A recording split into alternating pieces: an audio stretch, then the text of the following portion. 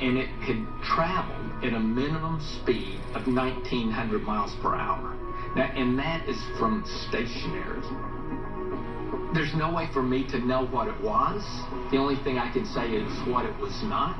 It was not any type of aircraft, because no aircraft can hover and then move to a speed of over 1,900 miles an hour at low altitude and then stop and hover again.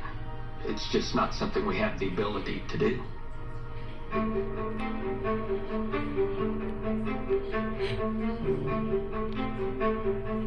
There are so many UFO sightings, and the vast majority of them can be explained. But then there are those that involve mass sightings of something really unusual, and in those cases, people deserve an investigation by the officials. In the aftermath of the swamp gas case, the government decided to fund a college research program of the UFO phenomenon. At the time, the Air Force was trying to find a way to get out from under the burden of having to investigate UFOs and comment on this. And so a scientific panel was established to investigate and assess the issue. It was led by a Dr. Robert Condon. The Air Force has turned to the University of Colorado to investigate unidentified flying objects. And they've asked Dr. Edward U. Condon to head the project. How do you propose to go about studying this particular phenomenon? We'll pick certain selected cases that seem especially interesting and go out and try to learn more about them in those few in greater depth. The guy who was leading it, Professor Edward Condon, had no interest in the subject and had to be talked into it.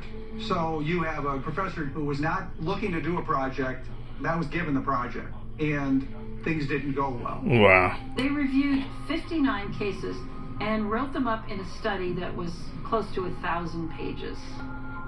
One of the events they covered was the McMinnville incident in 1950, where the farmer and his wife took a photograph of a disc-shaped object that came over their farm. The McMinnville photograph, taken by a poor rural couple in a remote area who didn't seek any press, and it showed a UFO very clearly in black and white, maybe 200, 300 yards away. Here's what the Condon report said about the McMinnville sighting. This is one of the few UFO reports in which all factors investigated, geometric, psychological, and physical, appear to be consistent with the assertion that an extraordinary flying object flew within sight of two witnesses. And there were other cases they described in similar ways.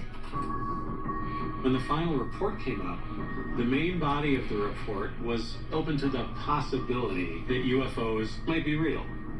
But the final summary of the report was written by Dr. Condon himself. Dr. Condon said it's time for the government to just wash its hands of this whole thing. Wow. That's about the only thing most people read. The Condon report concluded in 1969 this was not a threat to national security. There was no indication of extraterrestrial connection, and there was likely no benefit scientifically from continuing to study this phenomenon.